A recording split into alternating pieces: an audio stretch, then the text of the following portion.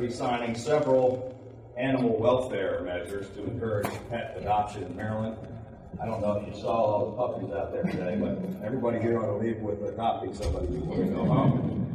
That's Governor Larry Hogan on Tuesday morning at the Maryland State House preparing to sign several bills. Among them, Maryland now becomes the second state in the country to ban puppy mill sales in pet stores. The Humane Adoption Act, also known as the Beagle Freedom Bill, signed legally compelling research laboratories in the state to release dogs and cats that are no longer needed for testing to rescue groups so they can be adopted into loving homes. Senator Michael Huff of District 4 and Delegate Ben Kramer of Montgomery County sponsored the Beagle Freedom Bill. I spoke to Delegate Kramer. I'm very pleased that we have a foot in the door with regard to saving the dogs and cats that are used for purposes of experimentation and research.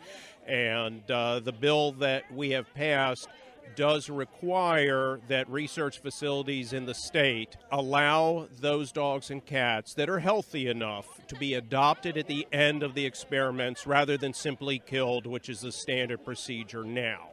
And the thought process is, and logically so, that if in fact these loving companion animals have sacrificed so much for humankind, then the least we should do is offer them a little bit of human kindness and allow them after the experiments to actually experience a little bit of love in a warm, caring home. You said a foot in the door. I'm guessing there's more work to do. There is definitely more work to do.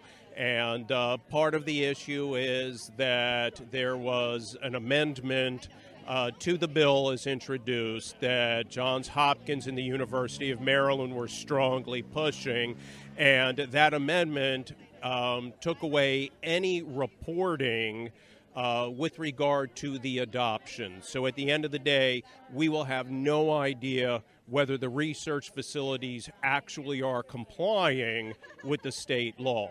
So we'll just have to wait and see what policies they're implementing to find out if they're actually in compliance with the law, or do we need to once again focus on having some kind of reporting process to ensure that they're complying with this law. And are you prepared to come back at it next year or the year after? You betcha, and anxious to do so. Governor Hogan is encouraging adoptions. And there's so many, great little furry friends here looking for happy homes, and we got to find some more loving people out here that are willing to adopt. And I feel like taking them all home. We have a pretty big house, pretty big yard to run around in. Donna Cole, WNAV News.